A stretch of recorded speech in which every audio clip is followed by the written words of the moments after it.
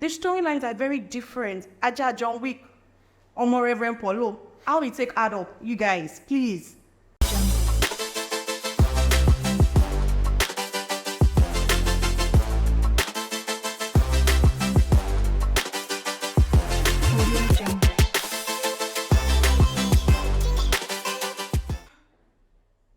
Me, you guys. So there's something that I've been wanting to do in a very long time, right?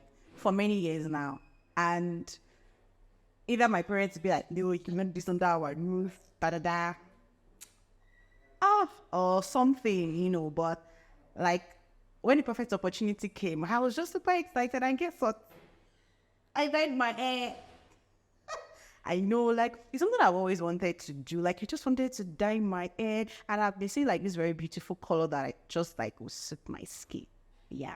So, I think it's called ginger red. Yeah. So, I dyed it a few weeks back. And, I mean, thankfully, my hair, it hasn't damaged my hair or anything. So, I had protein treatment when I did it. And then I had to steam at my next salon appointment. So, this fit me. Please let me know. Anyways, welcome back to my YouTube channel. My name is Ayala Bosti, and this is the Millennial Chronicles. It's a new year. We talk about lifestyle, career, and branding. And for those that are subscribers and always commenting, thank you, guys. But please, we need to please share our video. Please share, encourage your girl. The goal is to reach 1K subscribers by December. And we are not even anywhere close to half of that now. Beg, please now. It takes a lot to actually film, to even write the content. Like, I usually have to write scripts, think of like unique and interesting things, and most importantly, like what is still in line with the purpose of this channel, so that we don't deviate, right? But then it takes a lot of work, and then my husband does a good job, filming and editing and directing. It's really his all right now. Anyways, yeah, so please help us share and subscribe. Thank you. So on today's channel, I'll be talking about something that I've not actually talked about before, but I think is what we'll be doing occasionally, right? So I'll be doing a movie review.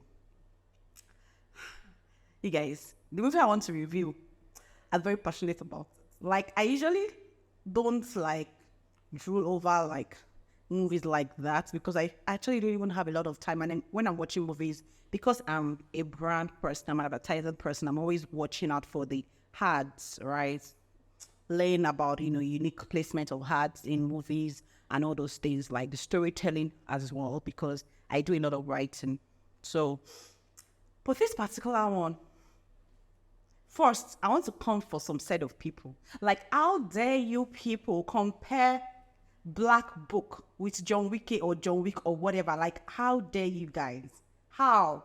Please, you guys need to cut our Nigerian directors and producers some slack, please.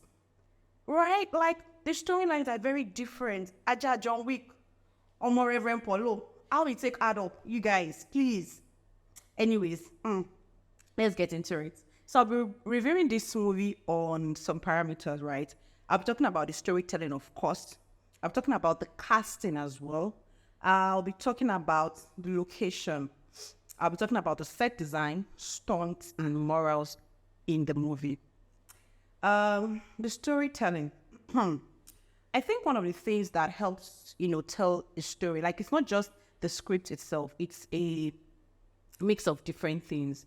The characters you pick, the set as well. Like, it was so fantastic seeing the shots at the church, Kaduna, Oshodi, that farm. I think it was really good. Like, it was really good. It helped to tell the story beautifully well. The shots were properly taken, and it was very believable. I mean, we all know, if you live in Lagos, you know what Oshodi is like. And Lagos Island shot as well. If you guys have seen Gangs of Lagos, then I'm sure you know one or two things about Lagos Island. We'll get into it, but moving on. Anyways, yeah, so I think those were really good for me. Like, it was really good. Then the storytelling part, another thing about it again is I like that at the beginning, they had this establishment shot that tells the story of Polo as a military man. Like, and it was the main story that led to the present day situation, right? It was like a backstory of how he found himself where he is, and then also picturing Victoria in that particular scene as a baby taking her to the church. I think that was very good. He helps you like when you watch that, you hold it on your left hand side and then you're able to add or connect the dots along the way to land the story eventually. So I think that was good. Another thing again with the casting this time around is I like the semblance of the old and young. The cast for the young Paul and older Paul, which is RMD, young Dickball and older Dickball, which is Patrick Doy. Doy, I hope I pronounced that right. And then General Issa, I think he was good. I think it was well casted. I think they did a good job, trying to show what they looked like when they were younger and then the older version. Like, I mean, it's believable. It's believable. I think it was good. When they were announcing, one thing though, I mean, this is an honest review. Song will be good, but I mean, we'll have a few here and there, so you guys. Anyways, so I don't know, but I think it's not believable that you would have the son of the mastermind of a crime follow the crew to actually go and commit the crime. Like, what was the person doing at the scene where they had to kidnap the directors or the GD's husband and child? I think it might probably be part of might be on the know, it might even be part of the crew that planned it, but actually going out there to join them in the kidnap, I don't know, but I mean, maybe you guys might have an answer for that. Anyways, so when they were describing who the criminal was, like the guy with the dreads, dark, and all, like I could picture either of my parents watching that scene with me and they're like, "She mama so for you, and you might be on and you're that kind of nah." And then it reminds me of when my brother was younger, and then my parents always fought him for having this very bushy hair. At some point, my mom was like, "That's why you don't know book." Solomon, sorry, but yeah, like I could just picture my parents watching that scene with me.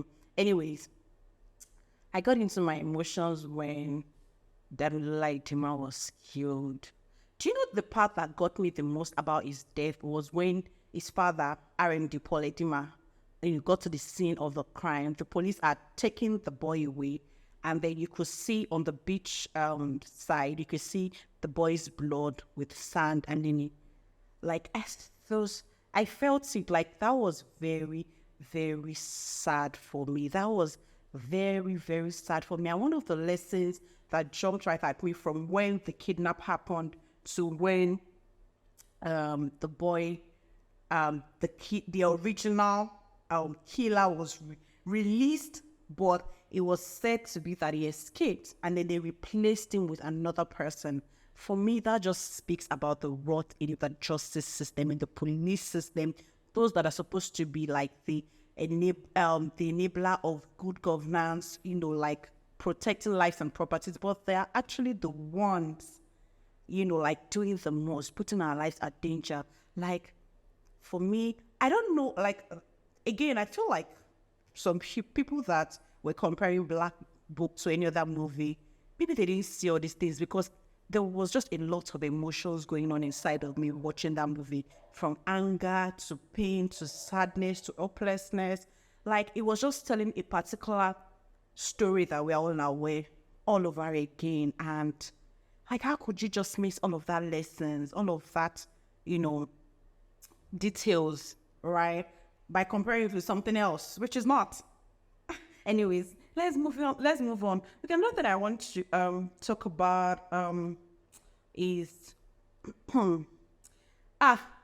the part where, what's the name of that other criminal policeman? That one that actually was the one that even killed Paul Edima. Like, you have the nerve to kill, and then when the guy went to visit them at the police station, they were just doing anyhow, and then you were looking at him in the face, like, you didn't know the guy was, like, he himself is the mastermind of crimes. Like, it was the audacity for me. And Ikechukwu was telling his boys to maltreat Polo. Like, if only you know that this man get power, go tell him, by the way, Ikechukwu looks so handsome in the police uniform. Not to deviate, please. Let's keep going on. the part where the kids, where Apollo was looking for those policemen because he wanted them to confess on camera. So the part where the kids at Oshodi were being shown the pictures, to look around for the criminal, reminds me so much of Gang of Lagos. Like, the storyline are sort of similar, even though there are some things that were similar. Like, if you're someone that you have depth and there's some things that, we know they talk outside like that, but if you know that it's telling us so much, like, so much, if only we just, like, pay attention to the details. Then, to the part I love the most, I don't know if I was the only one that noticed. So, when Polo was driving to, I think that place is like a seaport, to meet with General Issa to negotiate, did you see when those cars were driving in? They were all Lexus cars. Did you guys notice? I felt like that was some subtle product placement, like an ad placement. I think it was, if it was an ad placement, I think it was well done. It wasn't obvious, like, when, for instance, you're watching a movie and then they are watching Milo and someone is saying, oh, this Milo is actually good, it gives you energy. Sorry, I shouldn't have said Milo, sorry. This chocolate is actually good and it gives you energy or whatever. Like, sometimes the ads are obviously ads and you ignore it. But I think this one was done in a subtle manner that, it's not offensive and it's not something you want to skip, right? Do you guess? I think that was really well done. And then, okay. I think that was really well done. Then call in the person who never fails. General Issa said that when he called for fumigation, he said call in the person that never fails. And I was thinking it was going to be like some big macho guy or something, and it turned out to be Danola Gray. Sorry, please, excuse me. Danola Gray. No shades, but how on earth is... Well, I think it was nice. I think, like, they didn't want us to expect the usual, like, the old macho, big, like, deadly kind of guy. I think it was nice, but so much for someone who never fails. And see the way they killed him, like, it just felt like a bag of potato on the floor. Like, just like that. Please, moving on. Another thing. Oh, yeah. So I said I was going to talk about stunts as well. I think I already did a good job with some of the stunts. I think, to be fair, even though my husband is shaking his head and he's not in agreement, but to be fair, I think, that part where I didn't like Bray was chasing him alongside the police at Lagos Island Market, and he had to jump on the tire of the truck, or the truck tire. I think that was a good one. I didn't see it coming. I think it was really good. Another thing that pained me the most, oh my God. Another thing that pained me the most, the death of the Reverend Father. I think it was sad that the Reverend Father got shot. But do you think the Reverend Father should have at any point had told Victoria? I think Victoria was very silly when she said that it was Podo that brought troubles into her life. Because she was the one that was trying to be a journalist and trying to poke nose, and try to get a story out of him, even though, a part felt like she pitied him, but she was one that wanted the story, so she was the one that actually went into his life. And, there's something about this movie that also tells us, if you don't already know, that crime on its own does not act on its own. So there's someone a journalist that has been bought, which was Victoria's boss. There are people in the police as well who have been bought. Then there are politicians who are funding this. Then there are military men. Then there are even like civilians as well who are also bought into this crime. So all of these people together are the ones that form like a crime organization in the nation. That's why it's always difficult to fight back, because even amongst you civilians, the people that you feel like, oh, they are hurting us and know at everything, there are like criminals amongst you that are like feeding these guys at the top. But I like something, when General Issa was saying to, I think Deep or something, or I can't remember what he was saying to, where, he was saying it to Poledima, when Poledima said that he needs the body of his son. And General Issa was like, oh, that's not possible because that one is not one of us. I think that was really good. Like, even crime or criminals know that they're actually good people, that not everybody is as corrupt as they are. Not everybody can be bought with money. When they said that woman is not one of us, I think it's good because it's a lesson out there that even in the face of crime, right, there are people that are good. Like, you know that you can actually stand for something good without joining the bad work group. Like, and people would know you for that, and they would respect you for that. Unfortunately, the GD, like, I don't know why. Actually, that's unfortunate. But the thing is that even though you're good, sometimes they can come at you. So the price for being good, man, it's just like this book I'm currently reading. Oh God, I can't remember the title. That's so wrong. It's about CEOs from Unilever, Egistin, and there's a quote there that say, oh well, not a quote, but the author said that he would rather pay a fine than pay with his reputation. So I think that one thing about if you want to stand out in a very corrupt system is you have to is this thing worth my reputation? Sometimes the consequences can be so huge. I mean, that woman paid with the life of her child after 13 failed IVFs. Jeez. And then her husband, man, that's cruel. Anyways, let's move on. Another question I have about these movies. So you have a safe. So wait, first, that should have been my very first question. Why didn't the general destroy the black book when Paul Edima gave it to him? I know that without the black book, we probably won't have a movie, but is it because I don't know. I did that question to you guys. Help me. Like, why didn't he destroy it when Paul Edima gave it to him, and why didn't he kill Paul Edima then? And after Paul Edima gave it to him, fine, you let him go. Why didn't you destroy it? Why do you have a safe where you keep all of your evil record? Is it that so that you can use to blackmail other people that will eat with him on the project? Like, I'm trying to have that. And then you have a safe that has so much information, and then you kept an old man in charge, and an old man that cannot fire catapults. You kept him in charge with a gun to do what?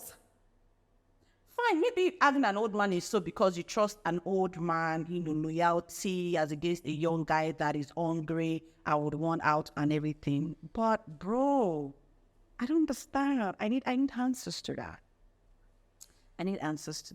But in general, I think that it was a good movie. No, scrap that. It was a great movie.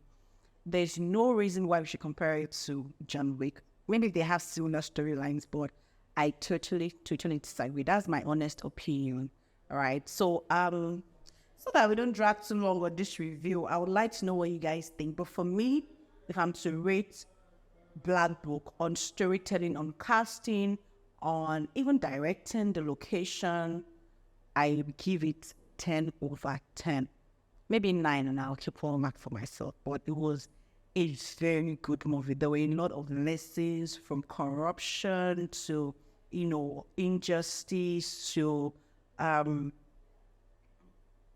just how the human mind works. And I have another question, actually, and this is going to be my final question, and that is where I'm going to end the vlog for today, right?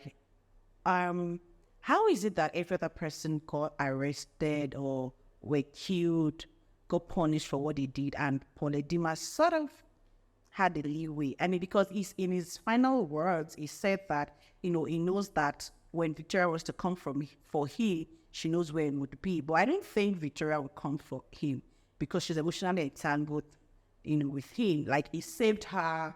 He sort of played the good guy who had sort of repented for his sin, and he also had lost his child, who we can say is the consequence for his past actions. But is that how he always worked with the justice system, that it gets away regardless? Anyways, you guys, let me know what you think in the comment section. So I come your way again. Bye. Please like, subscribe, and share.